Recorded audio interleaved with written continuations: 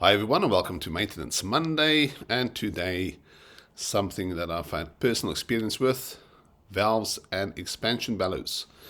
So this is inspection and servicing in every mechanical or building service system, from chilled water networks to heating loops and steam lines.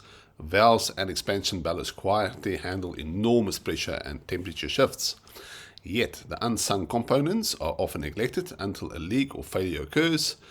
Routine inspection and servicing are vital to keep the system safe, efficient and compliant, especially if you have an old building. I recall once looking after an old building. I was sitting at the reception, and from the 13th floor all the way down to my reception I had water pouring down and a couple of 10,000 bill for insurance because the expansion bellow decided to give way. Okay, so you do have to keep a very close eye on them. Okay, so why does it matter? Valves regulate, isolate and balance the flow of fluids. Expansion bellows, on the other hand, absorb movement caused by the temperature changes or vibrations.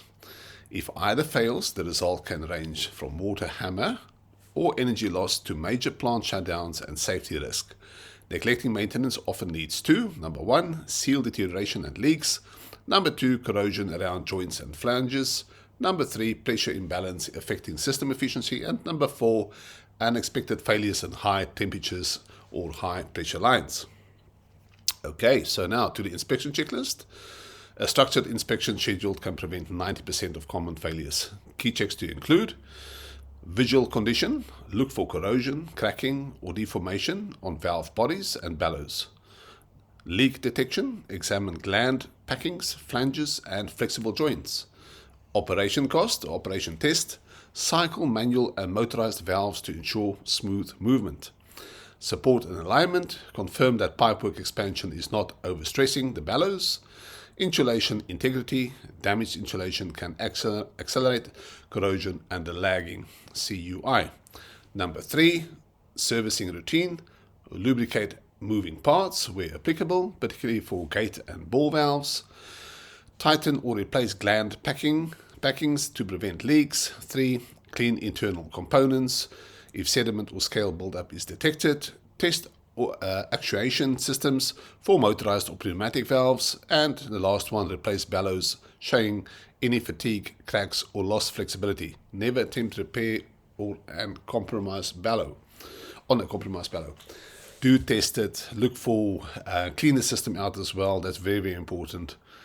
And monitor it very, very closely, because if they give way, you are going to be in big trouble. You won't believe the amount of pressure on those valves.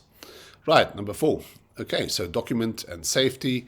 Record all inspections, findings and corrective actions in the plant preventative maintenance. Critical.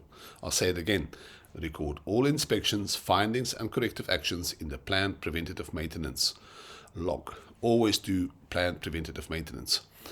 Always follow isolation procedures, wear appropriate PPE, high pressure, hot water, be careful, and release pressure safely before disassembly. Okay, where systems handle hazardous media, steam, chemicals, refrigerants, ensure all servicing is carried out by competent, certified personnel and the relevant standard. For example, the EN or ISO or ASME. Not your local contractor to quickly come and fix it. You have to be qualified. Trust me. High pressure, hot water, and it's very dangerous. Okay, so the takeaway: valves and expansion bellows may not be glamorous. They're hiding there in your little riser cupboard, but they're critical guardians of your building mechanical integrity. Regular inspection, precise servicing, and proper documentation can extend components' life by years and prevent costly downtime. Keep them tight, keep them flexible, and keep them on schedule. Thank you for watching Maintenance Monday. All of the best. Have a lovely week and wishing you all of the best. Bye-bye.